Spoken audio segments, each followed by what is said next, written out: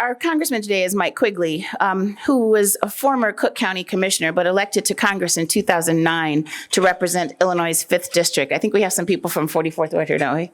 Are they here? I'm telling you, I can't see people, so. And he has more than 30 years of service into this game, so he's been doing this for a little while.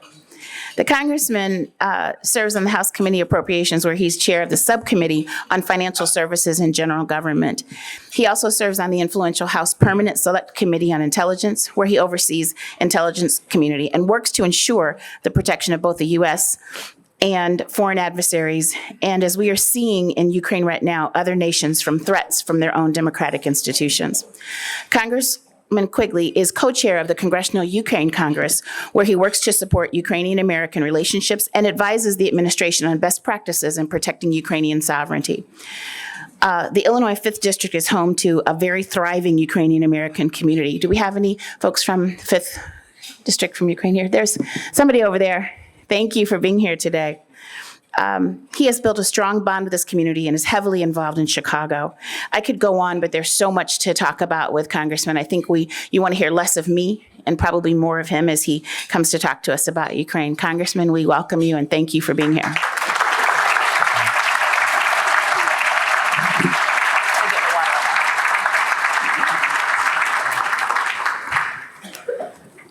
Well, thanks, Jackie. Hello, my friends.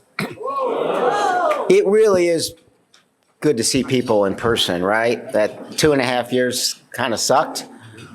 And I know we're all zoomed out. I swear I was going to prank people when I saw them in person because you're so used to. Mike, you're muted. It reminds me, getting back and talking to my constituents, that human contact matters so much. You don't mind sometimes when it's negative. There's a senior building I go to routinely, and there was a woman there. Every time she would start talking, she'd end up yelling at me. So one time I was there, and she wasn't there, and I said, "Oh, is she all right?" And they go, "Oh, Helen, she's just taking her sister to the doctor. She's going to be so sorry she missed you." I go, "Really?" She goes, "She loves yelling at you." I am more convinced than ever that there's real truth to that. I believe that there are people who vote for me who disagree with most of what I do just because they know they can actually meet me on the street sometimes and tell me what an idiot I am. That's okay. I don't think I'm an idiot because I went to Roosevelt University, Loyola Law School, and I want someone to shame the University of Chicago because I got a master's there, and I'm waiting for them to support City Club and have a table here. So anybody who wants to take on that assignment, fine with me.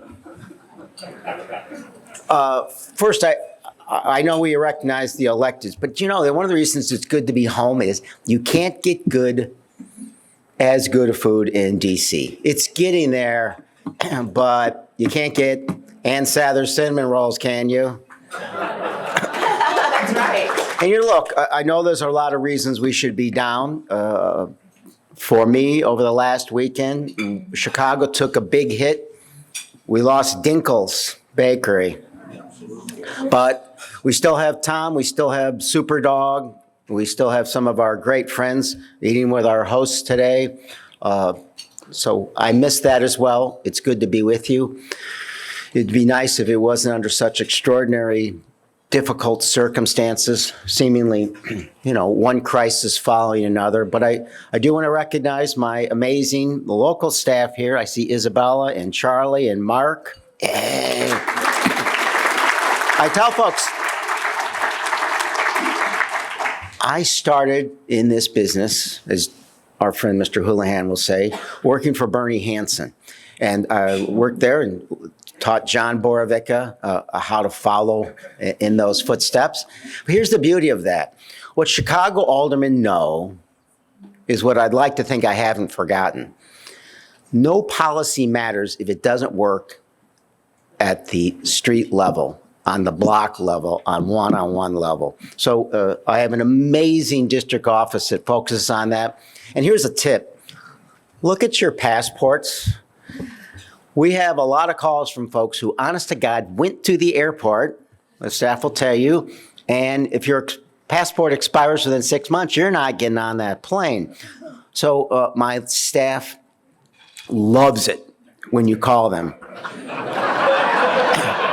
And here's a tip. Wait till the last possible second.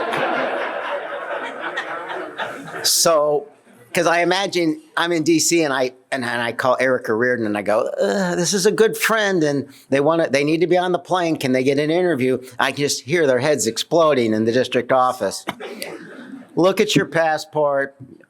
If it needs to be renewed, please do that. So no matter what I talk about, and we've talked about a lot of things at the City Club, in the end, I learned from our good aldermen, state reps and state senators. Sarah is shining right now because one of the big issues of the day is something she's been so pronounced on in the press news for what the Supreme Court is doing and the concerns we have for what's next. So, and our DC staff, we have two folks here, Marshall and Victoria, largely responsible for. If there's any degree of incoherence that's involved, it's their fault. No, actually, I taught at Loyola for 7 years, and it's just the way I do things, which they've learned with such joy, is I actually had to have a tangent cop, a student in the front row who remembered which tangent I was on six tangents before. So if that happens today, Phil, it's all on you, okay? Let me do a public service ad before I talk about the topic of the day. It's a political story from this week. And it has nothing to do with the President Trump. Trump flexes and the center shrinks. 5 takeaways from a key primary night. The world is, to a large extent, in the state it is in because of that little remark in the middle that will say, the center shrinks. Let me explain. I got sworn in on a special election. I took somebody named Rahm's place, went on to seemingly lesser and smaller things, but the beauty of that is you get sworn in and you go there, the next day they have votes. Speaker of the House, after the first vote, brings you up, swears you in, and you look up and go, what the hell is HR 2374? And you're on your way.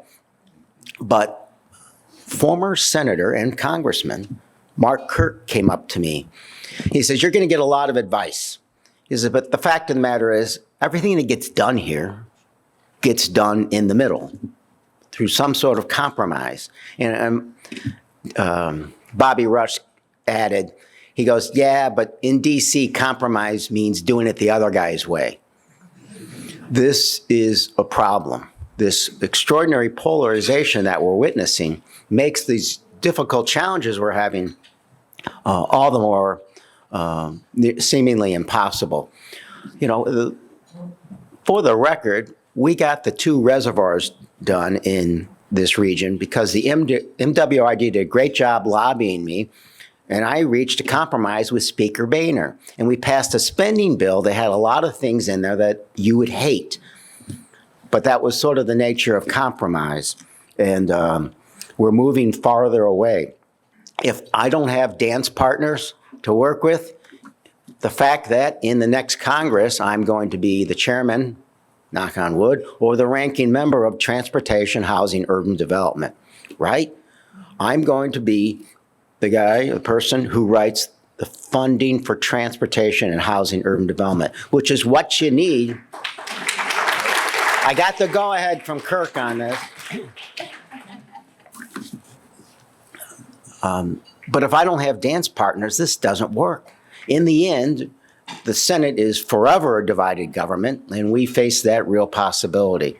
So as we move forward, I think all of us have to decide between ourselves how we're going to make this work and how we're going to share those responsibilities and appreciate there's more that unites us than divides us. The bill that had the most bipartisan co-sponsors in Congress this term was a bill I sponsored, Act for ALS, right? A good friend of ours brought this to our attention, and it passed, the Act for ALS. Game changer for all neurodegenerative diseases. A lot of people in this room, probably everyone's been touched in one manner or another by this issue, but it's such an extraordinary issue. And people say, oh, you need to work across the aisle. That was actually a bill where there was no aisle, right? There was incredible unison to work against a real difficult challenge and get something like that passed. Plus, we also passed the largest infrastructure bill in the history of the United States. So it's possible, folks. We can get these things done. It's just going to take all of us working organically, I think, from the ground up to recognize that. But let's talk about Ukraine. On the day of the invasion, I was on a local news station, and I was talking about what was likely to happen. And they said, we just did a flash poll, and it said that our viewers don't want anything to do with this. It has nothing to do with the United States, and we should stay out of it. And I was like, good luck with all that. Because I know Americans have that in their history, and it's somehow embedded to a degree, right? We've got these two big oceans that protect us, right? And the sense that isolationism would somehow work. So I wanted to start by quoting from the last FDR inaugural, putting that in perspective before we talk about Ukraine. One of the shortest inaugurals in American history, a reminder that history is repeating itself, and some of the very same issues that we're witnessing and the tragedy that we are seeing in Ukraine was brought before us before. This was in the middle of the Second World War, just before his death. He wrote, "We Americans of today, together with our allies, are passing through a period of supreme test. It is a test of our courage, our resolve, our wisdom, our essential democracy.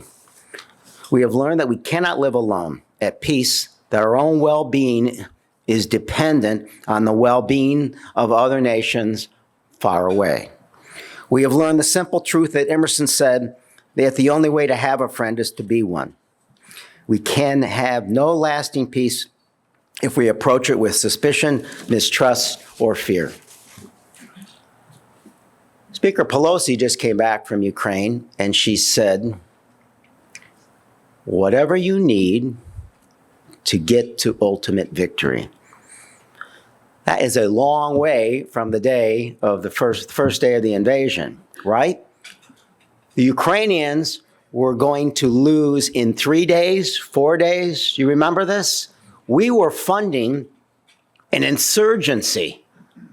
Apparently, the people advising us have not met the Ukrainians that we know here in Chicago.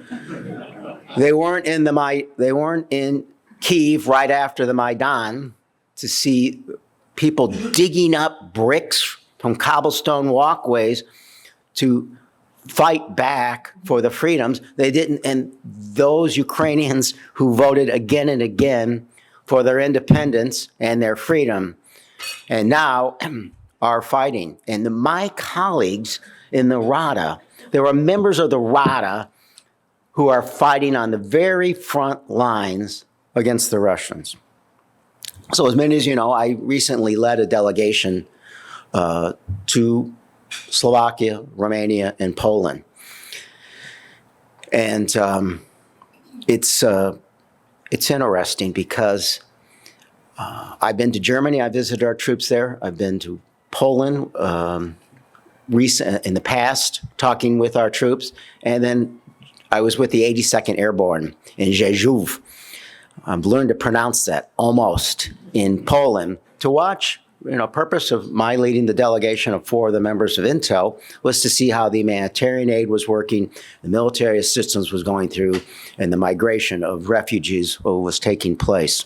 And I had lunch and dinner with the 82nd Airborne, you just appreciate this in our memories of what we're comparing with 1939 through 1945.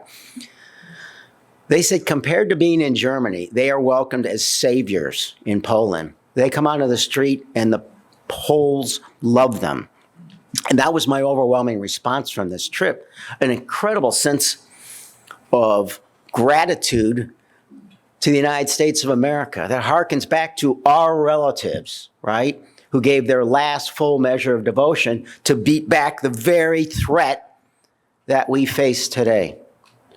Just extraordinary to talk to them.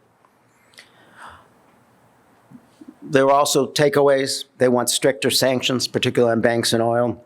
Any more military and financial aid. They want us to freeze their assets to help pay for the rebuild. They want us to unlock the ports. Again, for those who think this doesn't affect anybody else in the world, there's going to be a worldwide food shortage because of this. And they want us to declare them a state sponsor of terrorism. All things that we should do. So I agree with the speaker. I'm glad my country is catching up with the reality of the situation. But I really have two thoughts at the start. We are at war. We may not understand that and fully appreciate yet, but we are at war. And second, for those who remember Frank Capra from Second World War, he directed and produced Why We Fight. If you watch that again today, that documentary series, it was meant for our troops. But FDR, once he saw it, said, no, I want every American to watch that series. That same notion that we can't let a sovereign democratic nation be wiped off the face of the earth was part of that. So we'll talk about those 2 points first. First of all, why are we at war? Because we're supplying arms at an extraordinary historical rate. Second, Vladimir Putin has already declared war on us, and he's already attacked us previously, not just once, 2016, 2018, 2020 elections.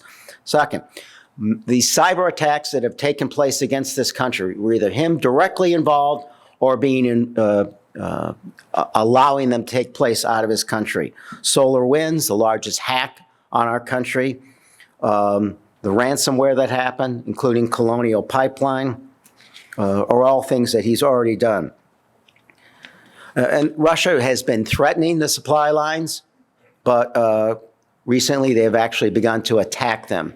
For those of you who remember the great book by Barbara Tuchman, The Guns of August, we are a miscalculation away from NATO being struck.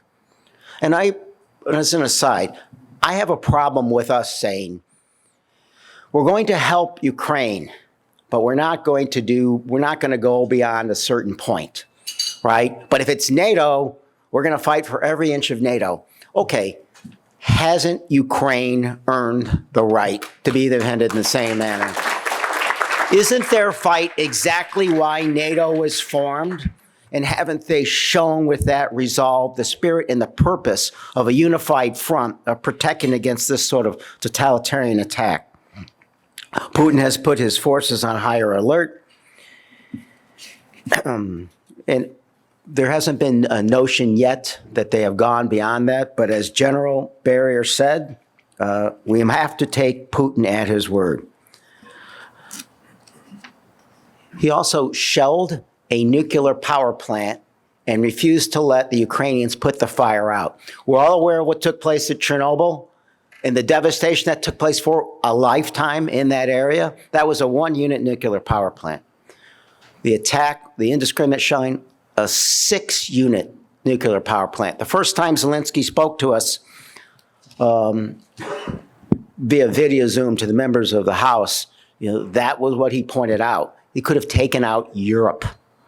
So the threat goes well beyond these borders. So why do we fight? It's a sovereign democratic nation. That should matter to us because of what that fight represents. Because of the Budapest Memorandum.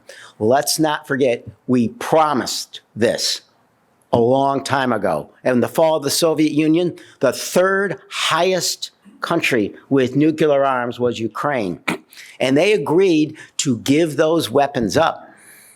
There's many a dictator out there who wants these weapons because They want to use them in a sense of defense. Ukraine never had that option because they opted for peace with the promise from Great Britain, the United States, and ironically Russia, that we would defend their territorial integrity. That has to matter to something. It has to be our commitment, must be our bind, and we must be protective of them. Second, Fiona Hill wrote an excellent article. She was an advisor in NSC, brilliant woman, testified in the Ukraine investigation. She talked about the very real specter, for those of you as old as I am, to beginning to remember the Cuban Missile Crisis, 1962. Putin is threatening to put hypersonic missiles in Cuba and Central America. It's at some point, Putin turns that turret toward us, and we have to recognize that as a very real fear. So we've also seen the very real brutality that's taken place here. And I do want to talk about the genocide that's happening. But before I do that, look, if anyone imagines that Putin doesn't want to restore the entire Soviet Union, I'm telling you, the Poles, the Romanians, they're all convinced that it's going to happen. The Poles are convinced that they are next. But I would bet it's probably the Moldovians, and that's coming soon. But why we fight, perhaps the most important reason, the Russian retreat from Bucha in the north and along Kyiv. Journalists reported bodies of civilians left in the street for weeks, mass graves dug in churchyards, evidence of torture of civilians, evidence of rape used as a weapon of war. They have evidence of cluster bombs, vacuum bombs, a maternity hospital blown up, a building with children written all over it, flattened. Obvious violations of international law being there in the first place. But you know, it's interesting. The last two former NATO Supreme Commanders have said the same thing. In essence, when are we going to stop worrying so much about Putin's red lines and start creating our own? At what measure does this mean you have to take a stance? There are risks involved. But for those of us going again back to the Second World War, what were our earliest memories of this as kids? Watching documentaries like The World at War and the horrified, sketchy black and white images of the Blitzkrieg and the Holocaust. And what were we always told? Santianos, those who cannot remember the past are condemned to repeat it never again. We are there. We are a test as a world and as a country. And it's for us to fulfill our responsibilities there. So I heard people parse words on genocide. There's two elements to genocide, according to the United Nations: a mental element, which is a proven intent on part of the perpetrators to physically destroy a national, ethnic, racial, or religious group, and a physical element, killing members of the group, causing serious bodily harm, inflicting condition of life calculated to bring about the destruction of a group, imposing measures intended to prevent births, and forcibly transferring, which is taking place, right? They are moving Ukrainians somewhere between 500,000 and 600,000 into Russia. Reports claim that Ukrainians have had their passports confiscated, that children have their birth certificates altered to reflect a Russian nationality, and they've been summarily executed. So, what are we to do? I think the final point I'll make before I conclude is, as a student, I think a lot of us were taught that all wars are about trade, right? It's an old civics notion. With some material interest dramatically impacting how a war starts and moves forward. In this case, the material interest is oil. Let me tell you one of the most disturbing factoids about this that, again, my crack staff came up with. Since the war started, we have provided $4 billion in military aid under the Biden administration, right? Since the start of the war, NATO has supplied Ukraine with $1.2 billion in military assistance. Each day, the EU sends $850 million for gas and oil to Russia. They are fueling the war machine. In 3 days, the EU is giving Putin more money than all of NATO has given Ukraine to defend itself. This further exposes a serious security risk from the global West, our dependence on fossil fuels, particularly from dictatorial sources. You know the sources: Saudi Arabia, Venezuela, other countries in the Middle East. This is the great security risk of our time.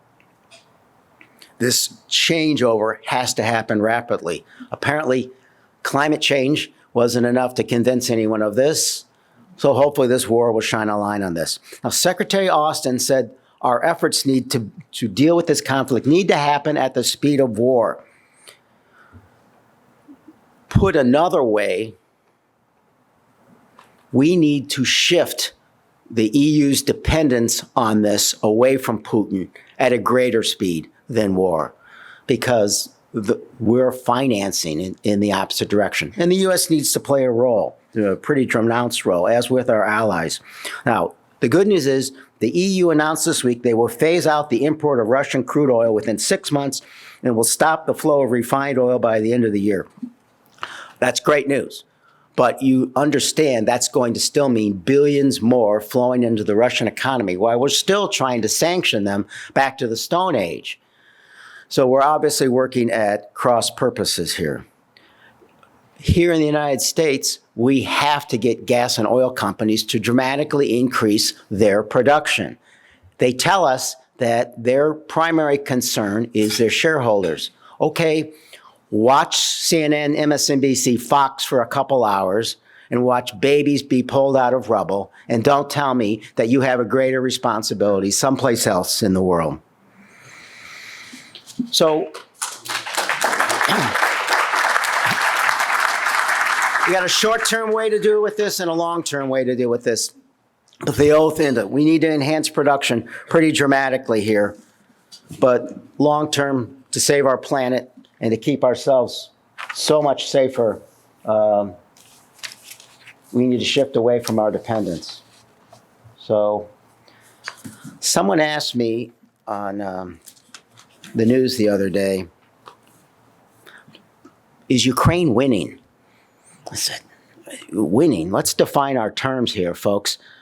5.5 million refugees, a quarter of the population displaced, half of those displacements are kids, cities flattened, thousands dead, 500,000 taken to another country, war crimes and genocide.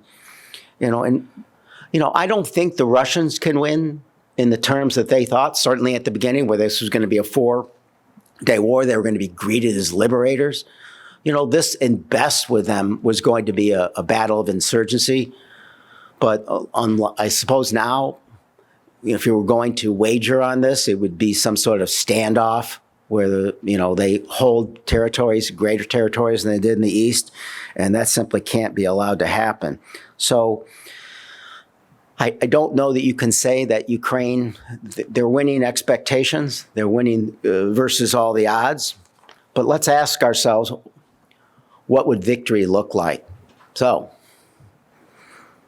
Russia gains absolutely nothing from this, particularly in new territory. Second, victory means holding those who have committed war crimes and those who have ordered them accountable, which will be extraordinarily difficult. Victory means seizing Russian assets all over the world and using them to rebuild Ukraine and make that country whole. Our victory should also mean that NATO and the United States and Ukraine are all stronger than they were before to prevent some things like this from happening. Ukraine is deterring China from saying, hey, look at what they did.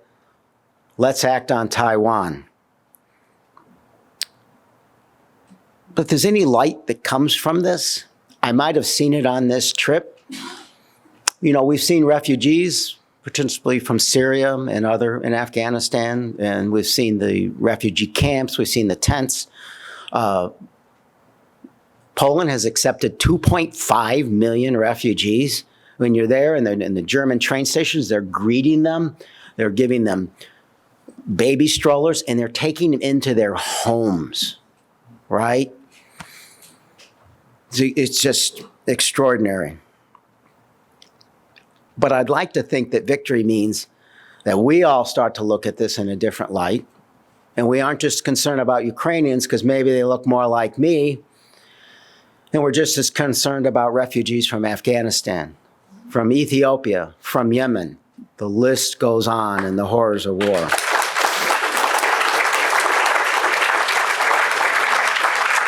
So I like to think finally that victory means that the spirit transcending this moment in this one place and influencing our own shores.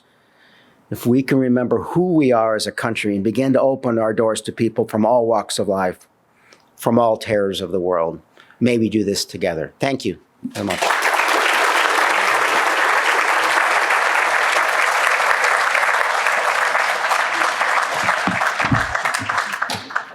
Now it's Stump the Congressman. Let me guess the first question. What do you think the first question would be? Keep me in suspense. I understand that in the congressman's spare time, he teaches a course at U of C on intelligence and security. Can I just come and like audit that class and just sit in? It's all about the guest speakers. I'm going to give him a chance to get his water. Do we have any questions from Over there. We got some coming? Some coming. The other day, someone said we're going to pick people randomly. I said, from the tips, and the tips only is the magic arrow. And I'm like, half the people knew what the reference was. I will say, while Amanda's coming, Stella Black wanted to thank you for the work that you're doing with the Postal Service in your district. So to your constituent, Thanks for reminding me about that. So, oh, yeah, if you didn't have a chance to put your name in the bowl, Amanda's carrying it around. Too late? Too late.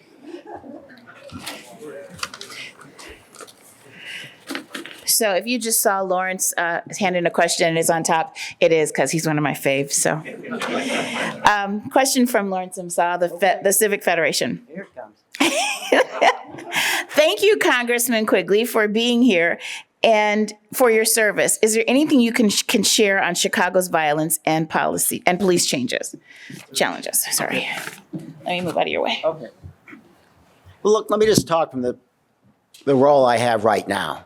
And that's, we have to be in lockstep with local governments to do everything we possibly can. I got an earmark passed last year that provided money for CPD to work with other law enforcement agencies, particularly the FBI, more effectively. I put in an earmark this year for 500 bulletproof vests, and we're working with CPD now on their other needs. Chicago needs helicopters, and actual CPD helicopters that aren't costing a fortune to maintain and can be worked toward that end. And this joint task force dealing with prosecutions is the absolute right thing to do. It's had some early victories, but one of the problems is there's really no law against trafficking in the classical sense of how we understand it. Bobby Rush and Robin Kelly have a bill that addresses that on point. It needs to happen. I just passed a bill, signed into law. It's so rare you get to say that. I just passed a law that deals with NICS denial notification. Most states, if somebody who shouldn't get a gun applies for a gun, nobody knows, right? The prosecutors were saying, we want to know this. Democrat and Republican, God bless. So from now on, they're going to find out about it. But there's a lot of reasonable measures that can address this, including not just notification, but how guns are transferred and, all points making sure we have background checks. This is easy stuff. It's a lot harder to carjack without a gun. So the flow of illegal guns in Chicago and the crimes they commit is disgusting. So there's a lot more we can do in D.C. It has to do with the flow of guns, the ability to get them, giving law enforcement the resources they need, and then long-term addressing the root causes from the disparity and inequality, and again, the root causes of crime.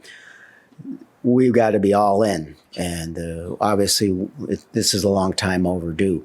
So short-term, long-term, D.C. can work very, very well. The answers just at the Chicago level would probably take the equivalent of the time I just spoke about Ukraine. But we're going to play our role in D.C. To my heart, we're probably in a race against time to get this done while we control the House. Just looking at the numbers. But we're going to do what we can. Thanks. Thank you, Congressman. Paula McCabe from Bronner Group says, with Congress' recent appropriations to support the war in Ukraine, do you think this will further threaten President Biden's domestic agenda, the Build Back Better agenda? I don't know that that is what threatens Build Back Better. Build Back Better should have happened months ago. I think right now, the single measure that addressed climate change and so many other issues that we face is in that bill. So branding, or however people vilify it, was the right thing to do. So I'm thinking Build Back Better may pass as individual bills, or individual bills thrown into other things. We're talking about this supplemental that we hope to pass on Ukraine next week, attaching it to the COVID supplemental that needs to happen at the same time. I'm going to guess that anything we do with Build Back Better that addresses the issues you care about is going to happen in that vein. I don't think you're going to change the minds of two of my colleagues on the other side. But it's, people say, why are you always blaming the Senate? Because it's fun. And it's the old story I tell of Sam Rayburn, Democrat from Texas, Speaker of the House. The young freshman comes up to him and says, "Sir, I'm here to serve with you to go after the enemy, the Republicans." And Speaker Rayburn said, "Young man, the Republicans are not the enemy. They're our colleagues across the aisle. We're going to work with them to get things done. The enemy is the Senate." I'm a believer. Marie Donovan, are you hearing me? Oh, there she is over there in the corner. Hi. From DePaul says, what will it take to provide significant debt relief to college students, most of whom are working adults now, trying to raise families and care for their own parents? That's a good question. Sure. Look, some of this is how we fund education. But in terms of student loan debt that's already there, I know the president stated very clearly he wants relief in that debt. If you're asking me how that's going to play out, I believe we will get something done. But it's, editorials aside about how you agree or disagree with this, I believe we will get something done on debt relief for students. I paid off my student loans just before my two daughters started college. Thank you very much. But I think it'll be based in how it's termed on need, and there'll be some sliding scale perhaps, but it's long overdue. And then once that debt's there, that doesn't, it helps. But I think long term we have to figure out how we're going to help people get into college and encourage it, and trade schools and all the other ways that people can advance themselves. And some of that's how we handle the education from the ground up. So it's a start. I feel like I've had a lunch hour history and intelligence lesson, and I think probably everyone else does as well. No more questions? Yeah, we don't have a do. Does anybody else have one last question? Because if not, we're running close to time, and I want to be true to that. Oh, there's one more. I hadn't put my hand in here yet, so. Now, if you wanted to talk some more, you could. You hear me say something? Oh. Okay. Well, let's do it with this one question. Is this one more question first? What about the elephant in the room? The elephant left about 5 minutes ago. I'll talk about that in a second. Thank you. Someone from DePaul, we don't know who that was, says, what role does increased investment in renewable energy have in our current situation? Look, Western Europe should have been doing this a long time ago, knowing what this dependence meant, and the world needs to address this. I'm leading another CODEL among my colleagues to a national park again this year, Yosemite, where we talk about climate change, because everybody likes national parks.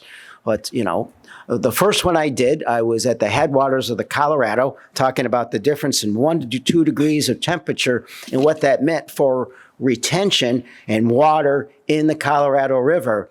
What happened this week? They're shutting down access post the dam because they need that hydropower, but they're shutting water off. I mean, it's all connected. Paul Simon said, your kids are going to fight over water, not oil. You can see how this is related and how those two are connected. But, you know, we're way behind, but we need to accelerate as quickly as we possibly can, help our colleagues and our allies in Europe do the same thing. In short term, we need to enhance production to take the power away from Putin. So why am I staying where I am? Okay. Someone sort of implied that people don't necessarily want to take on this task, which sort of implies that it's maybe less favorable, or you know, you don't want to take it on. I mean, appreciate that, you know, I was in the room for January 6th, appreciate that when I walk onto the House floor, I have to go through a metal detector, not to protect myself from outsiders, but to protect myself from my colleagues. This is the definition of a toxic environment.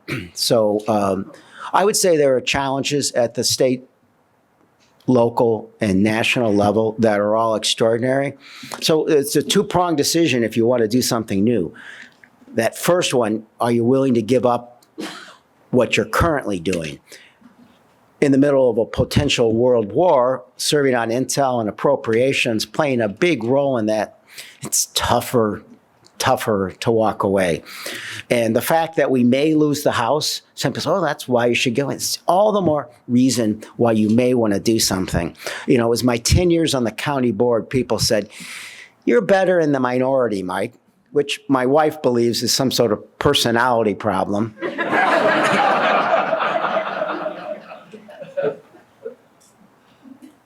But I can't imagine a better place to be that you have right now in the middle of these extraordinary challenges that we just touched on today. And again, you know, I'm going to be the highest ranking Democrat funding 3 of the issues you care about most.